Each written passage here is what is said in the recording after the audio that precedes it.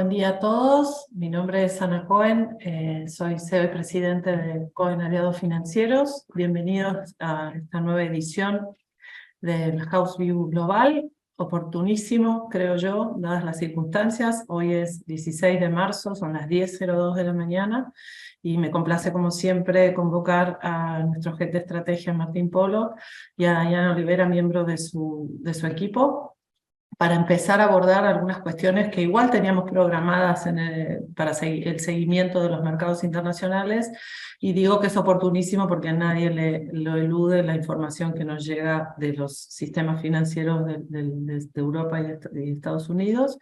Así que en una moción de orden vamos a abordar eso, probablemente más avanzada la charla, pero no queremos soltar lo estratégico y la mirada más continua y consistente de las estrategias en general, más allá de la coyuntura de corto plazo.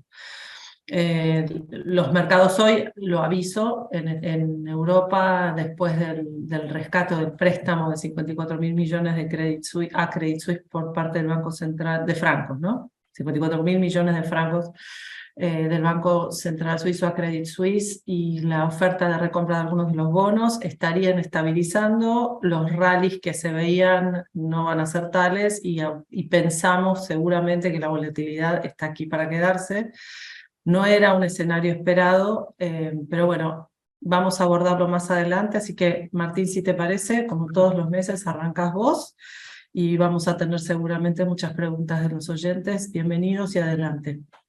Bueno, muchas gracias, Ana. Buenos días a todos. Sí, como bien comentabas, Ana, nosotros veníamos con un view general hasta la semana pasada, incluso hasta el jueves pasado teníamos pensado enfocarnos más en la decisión de suba o si la subía 50 puntos básicos o 25. Ahora se nos pasaron cosas en el medio, tuvimos el dato de inflación de febrero, tuvimos el evento con los bancos en Estados Unidos, ahora como bien marcás el Credit Suisse, así que bueno, tenemos esta especie de déjà vu, así que bueno, vamos a empezar un poco a contar un poco qué es lo que pasó en el último mes, y si este escenario básicamente nos cambia nuestro view de largo plazo. Obviamente que en el corto plazo estamos mucho más cautelosos que hace un mes atrás, pero sí vamos a por lo menos tener que mostrar nuestra visión de largo plazo un poquito más tranquilizadora de lo que están marcando hoy los precios. Así que empezando un poco, como hago siempre, vamos a compartir la pantalla, la presentación que seguramente ya se las vamos a enviar en breve y con el paper incluido. Entonces, el título era Esperando el 22, es el 22M, es por el 22 de marzo, que es la próxima reunión que hará la Fed, la segunda del año. Eso tenía mucha expectativa y vamos a ver por qué, porque básicamente nosotros, más allá de los eventos como la guerra, la pandemia o ahora el crédito en la caída en algunos bancos, nosotros tenemos el view que acá lo que define la dinámica del mercado es la política monetaria que hace la Fed. Así lo marcamos en nuestro house view de principios de año, en el cual ahí marcamos cómo la guerra y demás fueron eventos transitorios, y a nosotros lo que más nos importa es cuál es la mirada que tiene la Fed y cómo actúa en consecuencia. Por eso le poníamos tanto énfasis a esta reunión.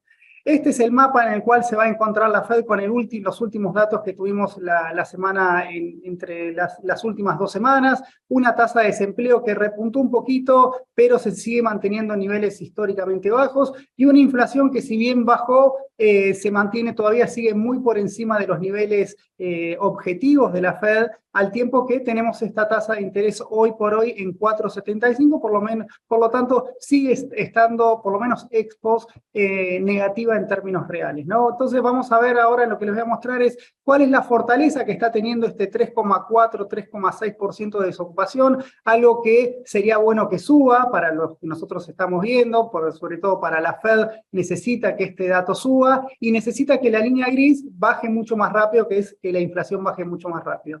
El mercado en estos dos números tuvo una lectura medianamente positiva, digamos, salieron en torno a lo esperado, pero nosotros creemos que hay una derivada segunda detrás de cada uno de estos números, y vamos a tratar de demostrar por cuál es el justificativo de nuestro view, que ya creemos que la Fed va a tener que seguir con esta política monetaria restrictiva, más allá de los vaivenes que pueda mantener en el sistema financiero, ¿no? Entonces, el primer concepto que quería marcar acá es, vamos a la parte buena. Salió el dato de inflación antes de ayer, dio un 0,4, fíjense, nos olvidamos de esta desinflación tan marcada que se dio en el segundo semestre. Fíjense cómo nos volvimos a acostumbrar a que la inflación en términos anualizados dé por arriba del 5%. La lectura complaciente que tuvo el mercado para con este dato, un poco sucio cuando hablamos de la lectura, porque bueno, justo teníamos el evento de los bancos, entonces esto no golpeaba tanto como golpeó en el último año, donde era el dato a seguir. Pero cuando en la lectura del mercado, por lo menos lo que quisieron ver es esta tendencia a la baja, que cuando miran la inflación interanual está en ese sendero de desinflación, ¿no? Entonces, lo que cree el mercado acá, hace un poquito de cuentas, como acá vamos a comparar con números de mucha efervescencia de inflación, es muy probable que en los próximos meses esta línea continúe bajando, ¿no? Esa es la lectura que creo que tiene el mercado, y eso es la lectura que cree el mercado que va a tener la Fed, ¿no? Entonces, por eso ahí como que le sacan un poco la presión a la Fed. Cuando vemos un poquito los números por dentro, como a nosotros nos gusta hacer, un poco para tener nuestro propio view de las cosas, es, bueno, que no todo lo que brilla es oro en cuanto a este proceso de desinflación. Tenemos precios que están tardando mucho en reaccionar a la suba de tasas. Recordemos, el año pasado tuvimos casi 4,5 puntos de suba de tasas, y tenemos precios que siguen empujando al IPC al alza, ¿no? Entonces, la medida más concreta para sacarle el ruido al IPC, como siempre, es el IPC Core, y el IPC Core, fíjense cómo se sigue acelerando, del 0,31 que había marcado allá por noviembre. Recuerden que ese 0,31 de noviembre lo conocimos a mediados de diciembre, eso también explicó parte del rally o por lo menos la buena performance que tuvieron los mercados en el último cuatrimestre, pero desde entonces se viene acelerando. Todavía no es una aceleración a la Argentina, pero es una aceleración que le pone muchos aprietos a la Fed en ese sendero de desinflación rápida. De hecho, en el mismo, previo a conocerse este dato, también el propio Powell, en la reunión de la semana pasada, lo que vamos a ver un poquito más tarde, ya empezó a amagar un poco que podrían acelerar el ritmo de suba de tasas, y que la inflación y las tasas de interés iban a mantener más altas y por más tiempo. Eso fue un evento que tuvimos la semana pasada, ahora lo vamos a ver más detenidamente, pero el punto que les quiero marcar acá, que hay una resistencia a la inflación. Nosotros no negamos que hay un proceso de desinflación, lo que discutimos con el mercado e interpelamos es la velocidad que está teniendo este proceso de desinflación, que a la luz de los resultados parece muy lento también. Ojo, muy lento para la ansiedad que tiene el mercado. Las políticas monetarias tienen su rezago, no es automático que subimos la tasa de interés y la economía y la inflación cae, así que eso tiene sus procesos. Y también la mala noticia que tenemos acá, que de acuerdo a los pronósticos de la propia Fed, en este caso de Cleveland, nos marca que en marzo también este dato de inflación core va a venir alto. Por lo tanto, vamos a tener un primer trimestre en que la inflación, bueno, la general se desinfla, pero la core, que es lo que marca el verdadero termómetro, va mucho más lenta. Cuando digo mucho más lenta, digo, sigue por encima del 5% anualizado, y recordemos que la Fed tiene entre 2,5 y 2. Recordemos que acá, más allá de que el PIB sea por 2 o 3 puntos, acá se juega algo, que es la credibilidad que puede tener la autoridad de política monetaria a la hora de que le crean si va a subir la tasa de interés o no, y si va a ser efectiva, ¿no? En cuanto a su rol de bajar la inflación. Entonces, eso es nuestra primera aproximación, que somos un poquito más cautelosos con la dinámica de inflación, y también somos cautelosos porque algo que venimos repitiendo desde hace mucho durante todo el año pasado, que cuidado que la inflación actual no es una inflación de servicio en el cual el termómetro es mucho más rápido, la gente lo puede percibir, ¿no? Si compraba el auto más caro, si subían algunos que otros bienes cuando iba al supermercado. Esa inflación afortunadamente se derrumbó. Fíjense en el gráfico, está creciendo al 1% interanual, 0% no sube. El problema que está teniendo Estados Unidos es que esa inflación mucho más rezagada, mucho más pesada de bajar, que es la de servicios. Fíjate que cuando sacamos, esto es sin alimentos y energía, o sea, es la core, es lo que está detrás de esa core, y se viene acelerando, ¿no? Entonces esto es algo que a nosotros nos preocupa, no nos preocupa porque creemos que vaya a una hiperinflación, pero sí nos preocupa esa resistencia. Cuando acá lo vemos un poquito más en detalle para ver toda la cantidad, recuerden, ellos son como 14 reservas federales, de cada estado tiene, y cada una de esas reservas nos da un dato más a la hora de analizar, y son los diferentes índices de precios. Y acá fíjense cómo cuando empezamos a desasnar cada uno de esos índices de precios, fíjense cómo la inflación más asociada al ciclo es la que cuesta bajar. Por eso tenemos, los precios sticky, que son los que son mucho más lentos, como más pegajosos a la hora de bajar, cómo se aceleró del 4,5 al 6,5, al 6,7, y después tenemos, ustedes ven a la derecha de su pantalla, que es un índice de precio que arma la Fed de San Francisco. El índice de precio cada uno puede hacer el índice que quiera, tenemos acá la ventaja de que estos cráneos agarraron la parte de los componentes cíclicos del IPC y le hacen el seguimiento. Y fíjense cómo esos componentes cíclicos se siguen acelerando. Por lo tanto, estamos en una economía que cíclicamente está con una inflación alta. Entonces lo que tenemos que revertir acá es el ciclo, y por eso es la política de la Fed que busca enfriar la economía. Entonces, tenemos esa preocupación por el lado de la inflación, y tenemos una buena y una mala. Tenemos, por un lado, lo que está pasando con el mercado de empleo. Un boom de empleo está teniendo Estados Unidos. Fíjense cómo esto es también paradójico, ¿no? Porque nosotros estamos preocupados con una economía que está generando muchísimo empleo, ¿no? Entonces, eso es lo que nos permite tener que, por ejemplo, en febrero tuvimos que la tasa de desocupación subió un poquito, pero tuvimos mucha creación de empleo. 311.000 puestos de trabajo creó la economía contra los 500.000 que había tenido en enero, ¿no? Cuando vemos acá un poquito más en detalle, vemos el primer trimestre. Fíjense acá dos cosas importantes, que es una buena noticia para la Fed. Primero, tiene la buena noticia, la noticia un poco que lo arrincona, que es que se aceleró la creación de empleo privado, de 284.000 a 408.000. Perdón. Después tenemos el empleo agrícola, que también aportó de caer 153.000 a crear casi 100.000. La clave de este dato de por qué subió la tasa de desocupación es algo que a la Fed le viene como anillo al dedo, que es que aumentó la población económicamente activa. Es decir, ingresaron al mercado laboral 600.000 personas por mes, y esto no permitió absorber toda esa cantidad de empleo que se fue generando. Por eso es que aumentó 100.000 personas por mes la desocupación. Ese es el concepto que la Fed festejó. Ahora bien, se nos abre una nueva... Pírrica victoria, ¿no?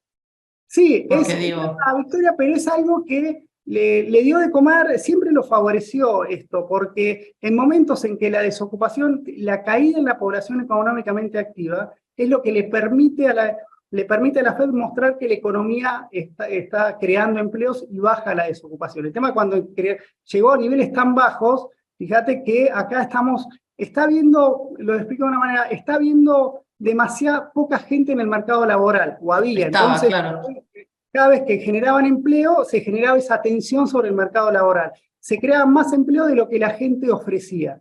Entonces, eso era una presión, caía la tasa de desempleo. Estructuralmente, esto se da para un análisis más sociológico, si quieren. La población económicamente activa, por el envejecimiento poblacional, tiene una tendencia histórica a la baja, ¿no? ¿Qué pasa? Con la pandemia, que todos se asustaron, dejaron de trabajar, planes sin planes, cheques que les llovían, bueno, la gente dejó de trabajar y estamos en un proceso de que se tiene que ir normalizando. Fíjense acá. Perdón, otra manera de decirlo es que básicamente el sistema económico o la actividad económica en Estados Unidos está como absorbiendo el Great Resignation y la gente está volviendo a la fuerza laboral, o por lo menos queriendo hacerlo. Exactamente, Ana, eso es todavía, para ponerlo en números, considerando el crecimiento poblacional que tiene Estados Unidos, podríamos tener un colchón de 2 millones de personas que ingresarían al mercado laboral. Por lo tanto, eso es una buena noticia para la Fed, básicamente porque si la economía crease los 2 millones de puestos de trabajo, lo que va a hacer es mantener la tasa de desocupación estable. Podemos tener una buena creación de empleo, y si me siguen ingresando 600.000 personas por mes, la tasa de desocupación va a subir, porque no va a lograr absorberlo. Entonces, esto, si quieren, es una ventajita, es un as en la manga que tiene la Fed a la hora de decir, bueno, la desocupación va a subir, pero no va a subir porque se va a destruir empleo, sino porque hay 2 millones de personas que se retiraron del mercado laboral y pueden volver. Acá, si quieren ver por qué este ajustecito acá fíjense que también se unen aspectos muy interesantes a analizar, no lo vamos a analizar acá, pero acá fíjense la política inmigratoria, ¿no? Lo que necesita Estados Unidos es tener más inmigrantes, de manera que tengan más fuerza laboral y que pueda absorber esa mayor creación de empleo. Entonces, esa es una ventaja que tuvo la Fed, y otra buena noticia que tuvo la Fed es que dado que la tasa de desempleo está subiendo, los salarios, que es nuestra gran preocupación, se mantienen estables. O sea, estamos con boom de empleo, más gente trabajando, entrando al mercado laboral y todavía no demandando mucho más salarios. Entonces, eso es pan para hoy, creemos que va a ser hambre para mañana, porque creemos que los salarios van a ir tratando de ganarle a la inflación. Entonces, eso, si querés, es la buena noticia que tuvo la Fed, ¿no? Fue un desempleo, boom de empleo, pero con suba en la desocupación. Cuando unimos salarios, como esto para mí es el indicador clave para analizar Estados Unidos, cuando unimos salarios con la variación de empleo total, ¿no? El empleo total está creciendo casi al 2% anual, como unimos los agrícolas y no agrícolas, y con los salarios reales prácticamente, cuando hacemos interanual, empardándole a la inflación, tenemos que la masa salarial está subiendo. Y eso es lo que mantiene el consumo. Entonces, como estamos manteniendo el consumo, con los salarios que, digamos, si no pierden por salario real, pero ganan por más empleo, tenemos que la economía en el primer trimestre está muy pujante. Y ese es el olfato de una economía recalentada. Fíjense lo que dan las estimaciones del primer trimestre, 3,2%.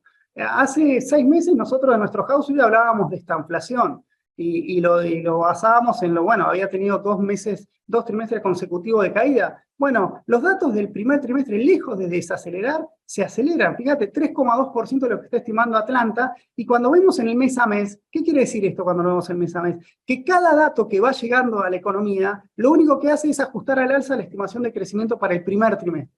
Entonces, eso es la sensación de economía recalentada. Entonces, eso es nuestro principal view de por qué la Fed, pues los voy spoileando nuestra conclusión, creemos que va a aumentar 25 puntos básicos la inflación, porque estos números son muy contundentes como para hacerse el distraído a la hora de generar una política monetaria, ¿no? Tenemos Vos decís que vos decís que van a mirar más allá del susto coyuntural y van a seguir aplicando, porque ahora la idea es que el consenso está dividido entre 0 y 0,25. Sí, sí. Nosotros nos manejamos con un escenario de una suba de tasa de 25 puntos básicos en esta reunión y todavía nos parece muy prematuro, ahora lo vamos a ver un poquito más adelante, pero que el mercado ya se vuelve a ilusionar con el famoso pivote, pero es que la tasa va a empezar a bajar, pero va a ser un pivote por garrote, digamos, porque va a ser el miedo que eso, digamos, la desaceleración en la política, en la restricción monetaria va a ser por los temores a que haya un hard landing. Y ese es el peor escenario. O sea, vamos a tener la ventaja, o el mercado está leyendo esa ventaja de que la Fed no va a subir la tasa, pero del otro lado te das vuelta y decís, bueno, hace eso porque la economía se puede derrumbar. Y es una mala noticia. O sea, cuidado ahí con ver solamente una parte del mostrador, ¿no? Podemos tener que las tasas queden estables, pero cuando vemos por qué quedan estables, porque la economía va a estar mucho más un hard landing. Sería el escenario menos deseado. Nosotros por ahora seguimos con nuestro escenario de un generoso, de un soft landing, esa economía que se va a ir moderando su tasa de crecimiento a medida que va bajando la inflación con tasas de interés más altas. Nosotros consideramos que Estados Unidos necesariamente tiene que ir a un proceso de tasas de interés reales positivas, que hoy están siendo negativas. Entonces, para entrar un poquito de lleno a lo que pasó en el último, yo le llamo el tole-tole de los bancos, bueno, vamos a tratar de poner el nombre y apellido, qué pasó, vamos a tratar de dilucidar, después Diana seguramente lo comente con más detalle, pero acá tenemos ahí este famoso ya archiconocido, ya ahora sabemos todos que es el Silicon Valley Bank, digamos, automáticamente el mercado se informa, es como que la información es perfecta ex post, ¿no? Ahora todos sabemos qué hacía, a quién le prestaba, que no, los riesgos que hacía, pero bueno, hasta el jueves no lo veía nadie. Bueno, la reacción fue la que ustedes ven acá, el S&P que se venía recuperando, ajustó, tuvo una caída de casi el 4%, obviamente cuando vemos por qué el S&P cayó fueron el XLF, lo que más cayó, casi un 8%, en tanto que cuando le entramos un poquito más con bisturí al sistema financiero vemos que la mayor piña se la llevaron obviamente los bancos regionales. Acá Entonces, esto es lo que un poco, Ana, nos cambia, nos incomodó en la presentación que veníamos haciendo, ¿no? Porque fíjate cómo cómo fue la evolución de las tasas de interés, esto es la expectativa que va teniendo el mercado a la lectura de los datos. Tuvimos hasta mediados de enero, el mercado venía muy efervescente porque se publicaban los índices del IPC, que el IPC venía, recordamos, el IPC de diciembre, como les mostré ahí, que había sido bueno porque había bajado mucho. Al mismo tiempo teníamos las tasas de empleo que se venía desacelerando esa creación de empleo en el último trimestre del año pasado. Después, entonces, ¿esto qué hizo? Las tasas de interés continuaban bajando, los rendimientos de los bonos continuaban bajando, es decir, los bonos seguían mejorando de precio, seguía subiendo el S&P. Esto tiene un punto de inflexión el 4 de febrero, cuando se publica el dato de empleo de enero, que son esos famosos 500.000 puestos de trabajo, y se va consolidando cuando sale la inflación de enero, que también se subió. Y acá empieza el tole-tole de que hace Powell. Y Powell habla en el Congreso la semana pasada y dice, bueno, estamos preocupados por estos datos y probablemente subamos la tasa un poquito más de lo que le habíamos subido en enero, que le habían subido 25 puntos básicos.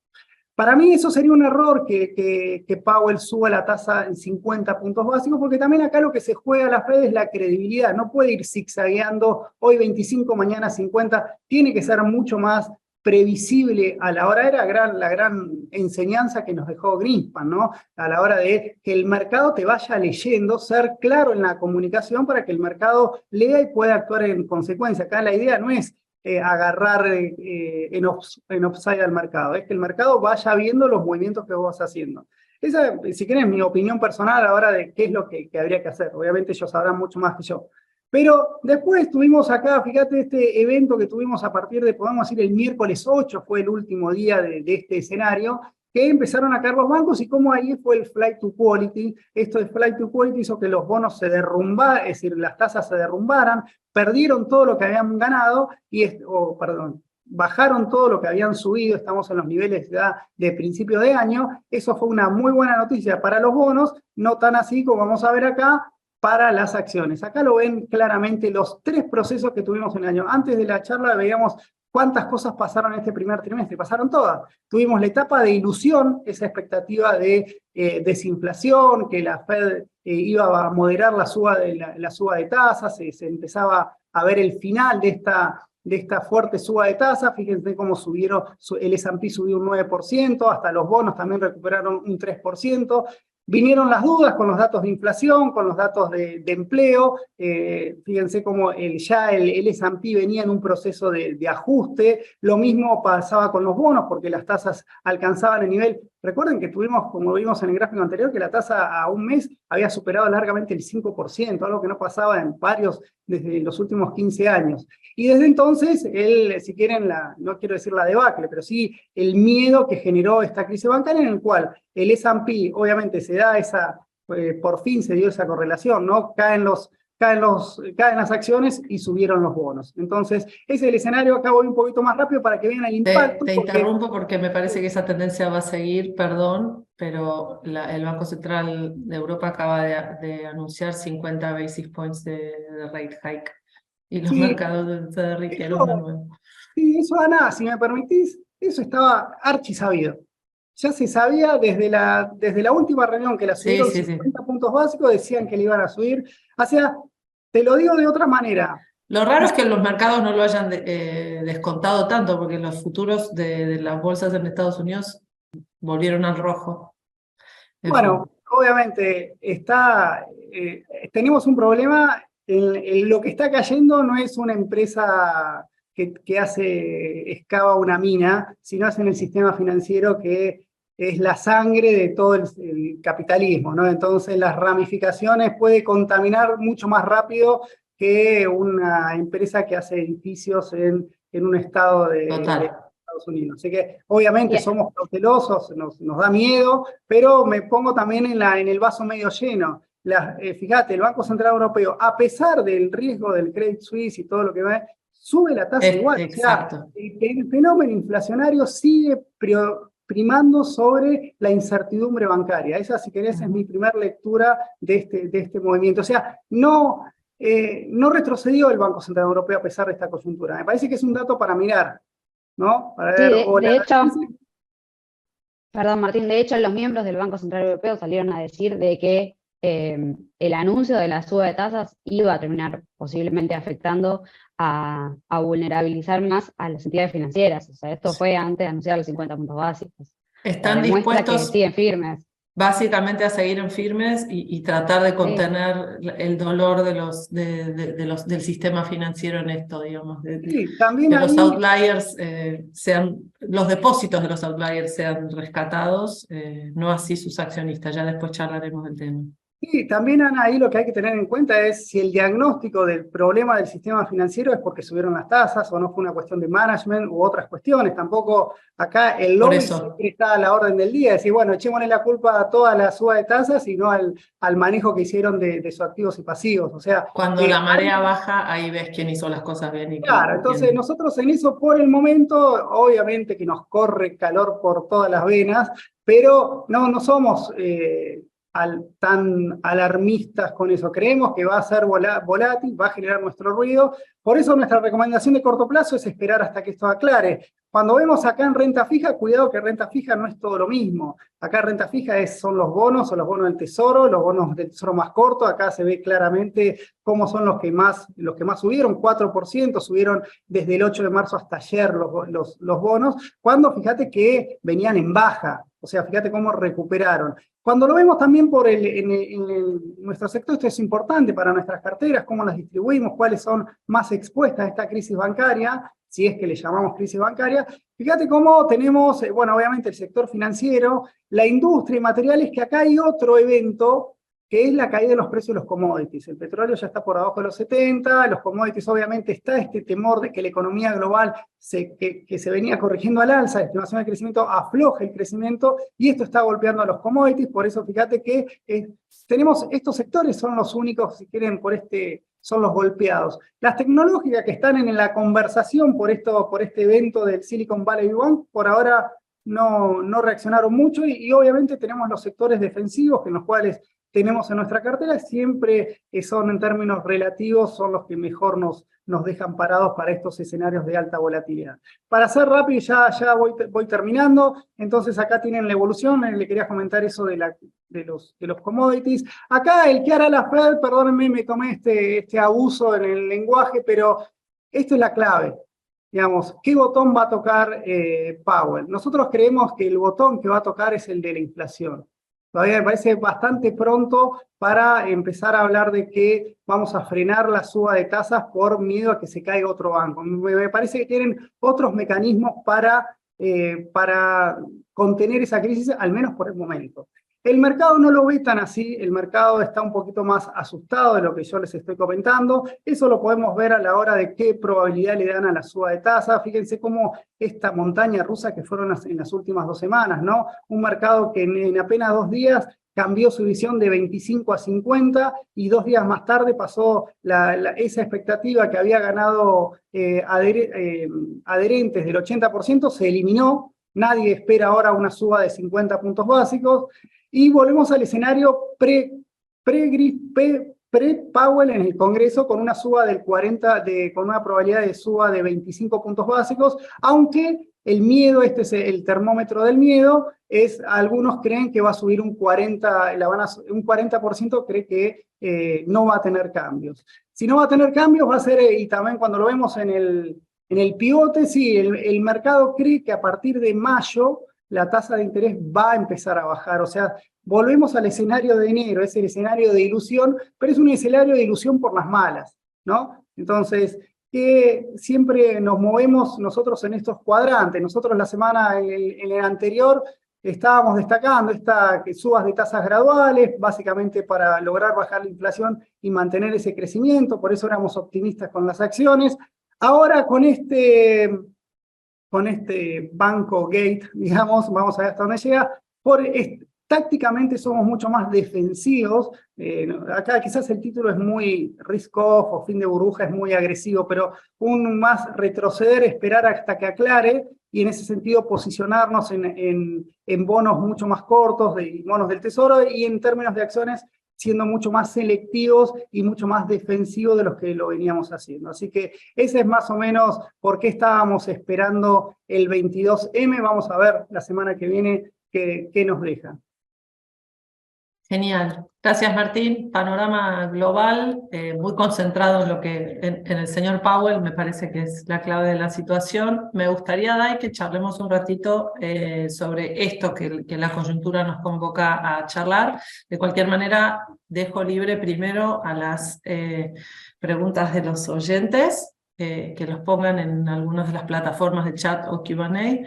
Y Dai, si se te ocurre alguna otra cosa que quisieras mencionar más allá del Banco Gate, como le dijo a Martín, que me pareció brillante, charlémoslo. Yo voy a dar mi percepción y vos, si querés, corregime, peloteame, interrumpime. Básicamente Dale. lo que viene pasando, y ahora nos vamos dando cuenta de que había conversaciones privadas desde principios de febrero, porque Silicon Valley Bank estaba ya en una situación de...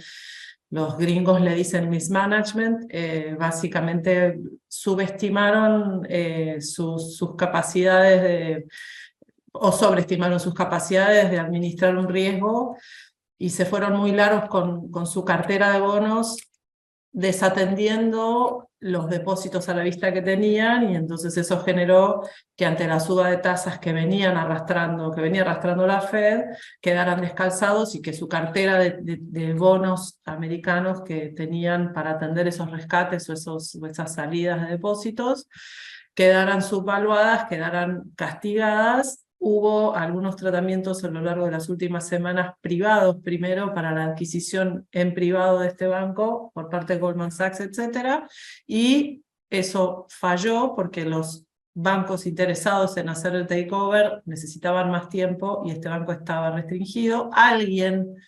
Algún venture capitalist o alguien así, alguien que administraba fondos y que tenía algún grado de interés en el banco, descubrió esto y se hizo una corredera de información respecto de esto. Este banco tenía además una altísima concentración de empresas tecnológicas cuyos depósitos excedían muchísimo el máximo de $250.000 por cuenta garantizados por el FDIC, que es la organización federal que los bancos sostienen y aportan para garantizar con seguros individuales de las cuentas. Esto es algo no normal en los bancos. En general, la demográfica de los bancos no es de alta concentración. En este caso sí era de alta concentración, pocos clientes grandes, y eso implicaba que el 90% de los depósitos de este banco no estaban garantizados por el FDIC.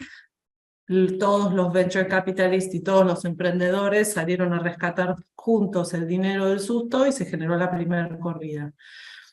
Ahí...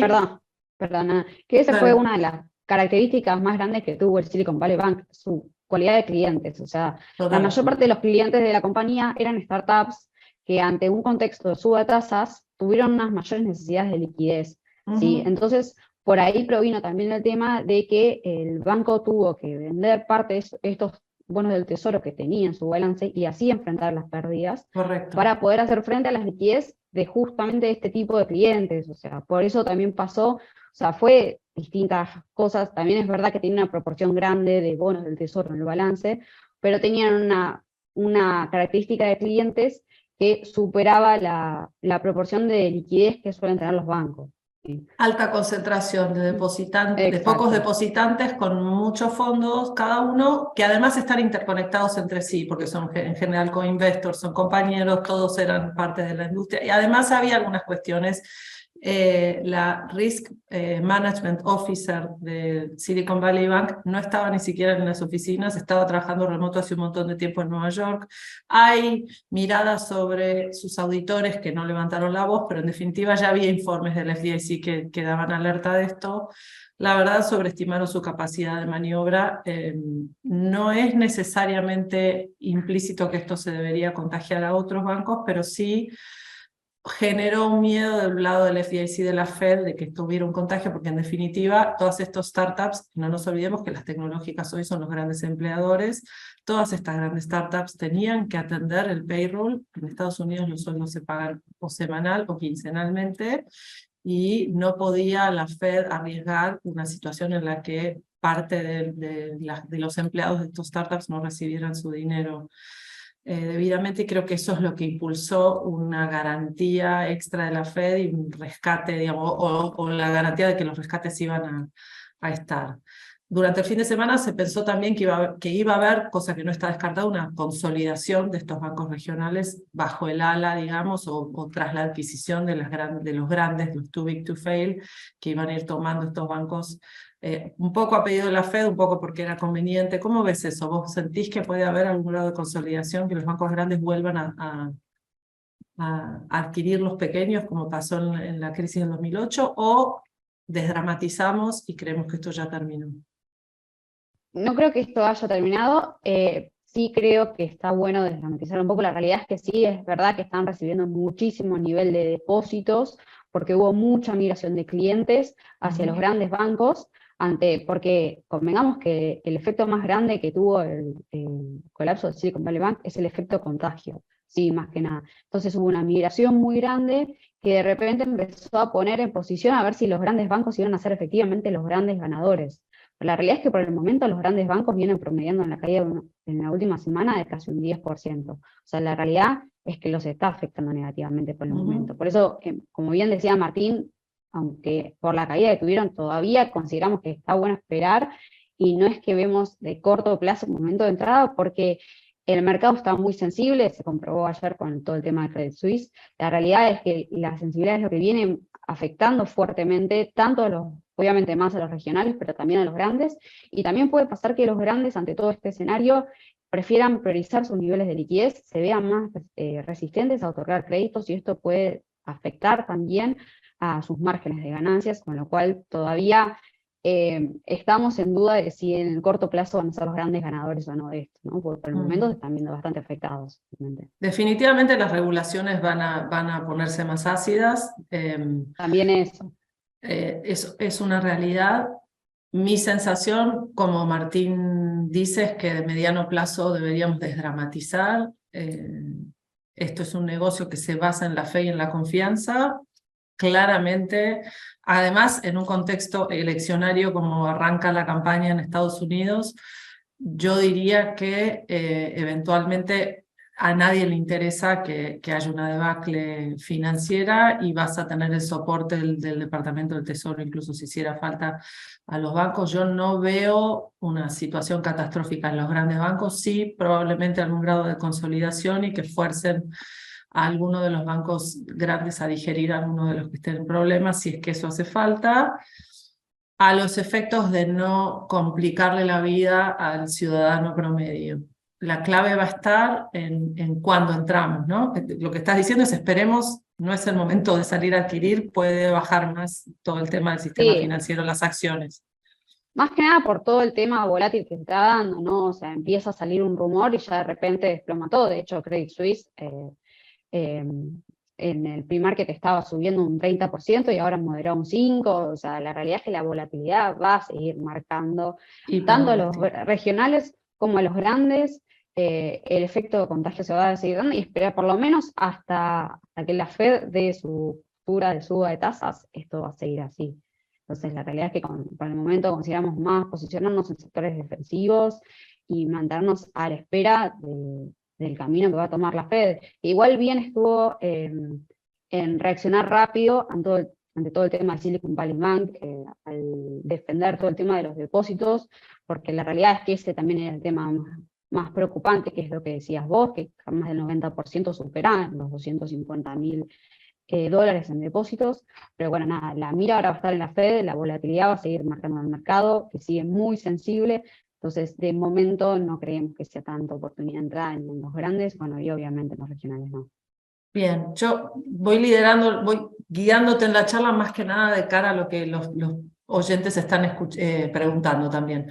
Obvio. Y ahí me piden que hagamos un view, o cómo vemos nosotros a Credit Suisse. La realidad es que más allá de que Silicon Valley Bank fuera un banco regional más pequeño y con poca visibilidad respecto de lo que es el peso específico de esos equities en el S&P, Credit Suisse sí tiene un gran peso específico dentro de lo que es el sistema financiero en Europa. Nosotros venimos diciendo, más allá de todo, que la suba de tasas puede perfectamente dejar a la vista outliers con los balances un poquito más débiles. Credit Suisse era este caso, el modelo de negocios de Credit Suisse estaba amenazado y para todos los analistas de research que lo seguían, estaba obsoleto.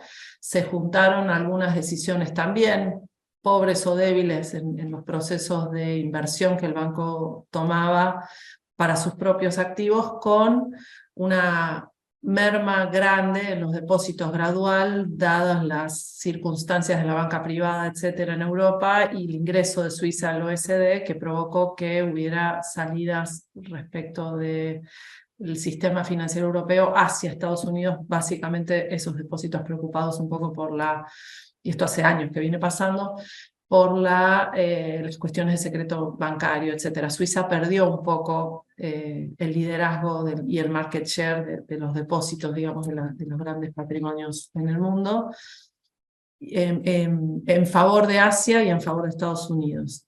Esto era una tormenta medianamente anunciada y venían capeando la crisis, pero el Silicon Valley fue un disparador para que el miedo se contagiara. Anoche, cuando nos fuimos a dormir, el Banco Central en Suiza ofreció y otorgó 54.000 millones de francos suizos de depósitos, perdón, de depósitos no, de crédito al Credit Suisse para hacer el soporte.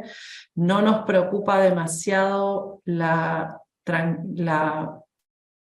estabilidad de sus depósitos. Sí creemos que van a seguir saliendo porque el modelo de negocio se tiene que reconstituir. Ahora la pregunta va a estar, y acá no sé, Dai, no te quiero meter en un brete, pero no sé cuándo al detalle estamos, porque estos son noticias nuevas.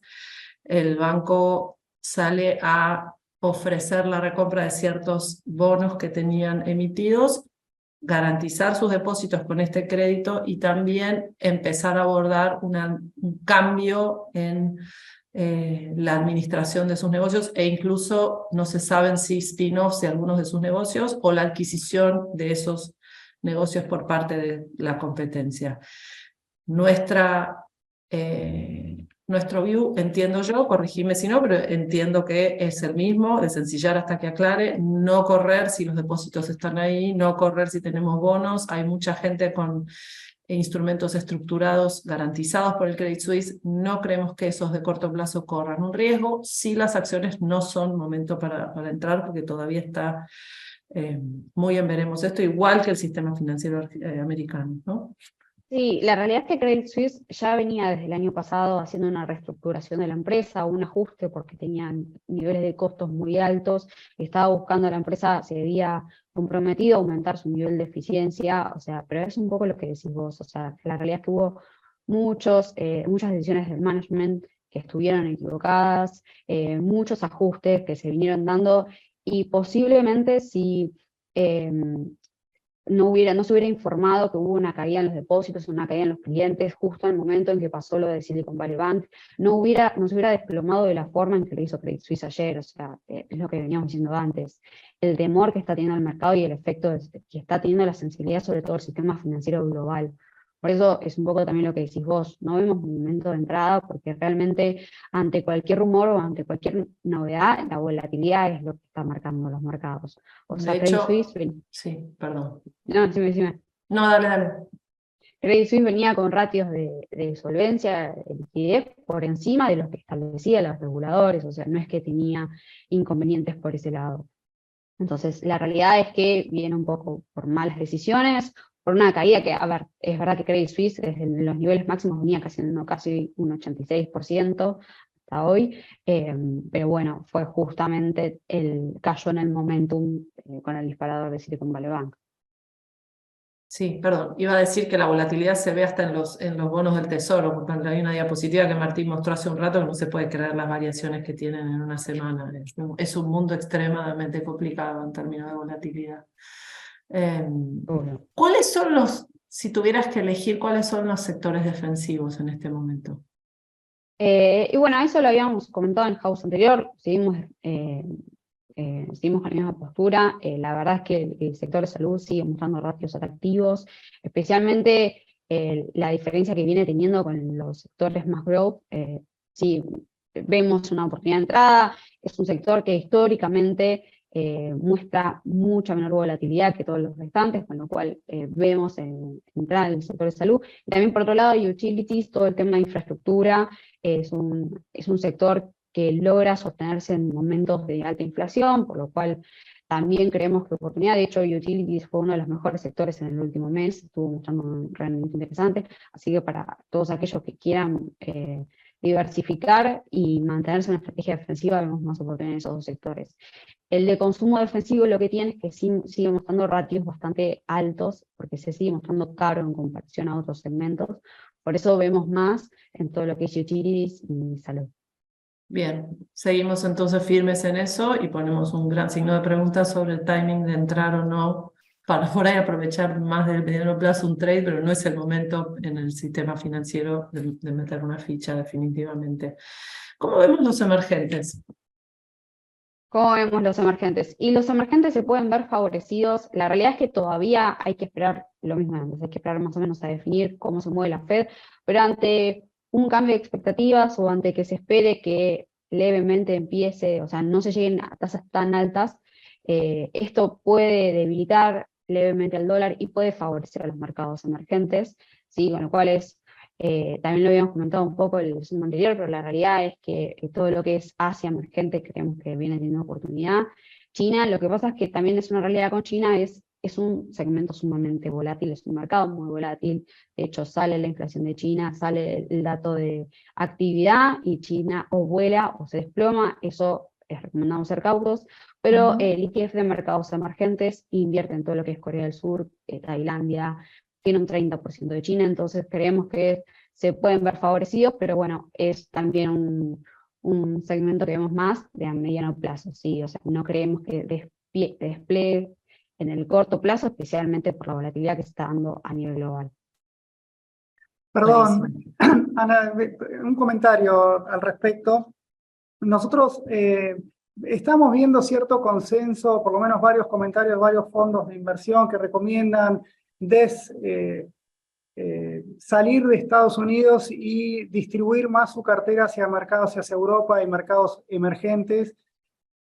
Nosotros no somos tan pro salir de Estados Unidos para irse a Europa. Nosotros con Europa, más allá del impacto que tuvo el último cuatrimestre en el cual el mercado se recuperó, seguimos siendo extremadamente cautelosos. La situación en Europa es mucho más compleja que la de Estados Unidos porque tenemos un riesgo geopolítico metido estando ahí, que no sabemos para dónde va a disparar. Entonces, en ese sentido, creemos que siempre Estados Unidos, en ese sentido, es el gran líder de los mercados y es el que ofrece mayor diversificación de cartera, en el cual lo podemos manejar muchísimo más. Y como bien dice Diana, en el caso de los emergentes, si bien este año venían con el impulso de una China que iba a recuperar su sendero de crecimiento, iba a acelerar su crecimiento, uno también compra volatilidad, ¿no? Entonces, uno puede tener diferentes carteras, lo puede hacer simplemente saber en qué dosis poder hacerlo en base a su objetivo de cartera que tiene. Si quiere un objetivo más con rock and roll, lo puede hacer. Ahora si tiene un más tanguero y gozo, que siempre Estados Unidos es mucho más, es un mejor vehículo para ese tipo de inversiones. Conforme, me parece bien. Y en ese... Abro un paréntesis acá porque hay algunas noticias que a mí me parecen desde lo que es geopolítico interesante. TikTok es la empresa que más creció en audiencia en la historia del mundo. Es la red social más agresivamente activa. Está en tela de juicio su capacidad en Estados Unidos de seguir trabajando. Está siendo cerrada o prohibida en muchas instituciones porque está sospechada de ser una agente de inteligencia en China. Esto es interesante, importante, Martín, no es parte de lo que es estrategia puntual, pero me parece que es algo que tenemos que mirar. El Congreso en Estados Unidos está viendo de no permitir la actividad de TikTok en Estados Unidos, no sé cómo lo van a lograr, en particular por las garantías constitucionales que tienen, si es que sus dueños chinos no venden su participación. Lo cuento porque esto va a traer cola en términos de lo que tiene que ver con las regulaciones de las redes sociales en general. Esto es un tema de inteligencia china y es un tema que tiene que ver con el globo aerostático de hace unas semanas, etcétera, pero me da la sensación de que esto es una tendencia y que se vienen, como vengo diciendo hace varias semanas, varios House View, se vienen regulaciones crecientes, no solo para el sistema financiero post el Banco Gate, sino también intentos de los entes centrales. Ya en Europa está habiendo regulaciones más complicadas y más asertivas o ácidas para el manejo de información, en particular protección de menores de las redes sociales. Eso es algo a tener en cuenta. Así que bueno, defensivo, utilities y healthcare y salud. El resto, despacito. ¿No? Sí, o por lo menos, o sea, no esperar que en el corto plazo no tengan volatilidad, ¿sí? Bien. Especialmente todo lo que es small caps, que después de todo lo de Silicon Valley Bank se van a ver más afectadas porque les va a ser mucho más difícil acceder al crédito, posiblemente de corto plazo. Entonces ahí recomendamos ser cautos, más que nada. Bien, y eso me lleva a cerrar con el corolario de que en definitiva nosotros seguimos sosteniendo, Martín, que entre 0 y 0,25 nos inclinamos un poco porque el 22 de marzo la Fed diga 0,25. Exactamente. Eso es porque llegó una pregunta reciente. Sí, nosotros creemos que el problema inflacionario, puedo arrepentirme de lo que estoy diciendo, pero creemos que todo puede pasar. El riesgo inflacionario hoy por hoy me preocupa mucho más que el riesgo este riesgo del sistema financiero con la información que tenemos hasta el momento. Igual, de todas maneras, ¿viste? El que se quema con leche de una vaca y llora. Entonces, por eso, digamos, creemos que va a ser el 25%. Sería una mala noticia que no la suba. Desde mi punto de vista, bien, quizás el mercado tenga una reacción positiva en ese momento, pero con el correr del tiempo, cuando va bajando la espuma, va a ser fruto de una economía mucho más afectada por una crisis financiera, en lo cual obviamente ahí tendríamos que... Sí. Sería señal de que el piloto entró en pánico, ¿no? Exactamente. Bien, bueno, con eso les agradezco, hemos cumplido 53 minutos de charla, creo que es nuestro récord absoluto de resumen, les agradezco muchísimo, Diana, éxitos, adelante y nos vemos, Martín, en la próxima. Bueno, muchas gracias, hasta la próxima. Muchas gracias.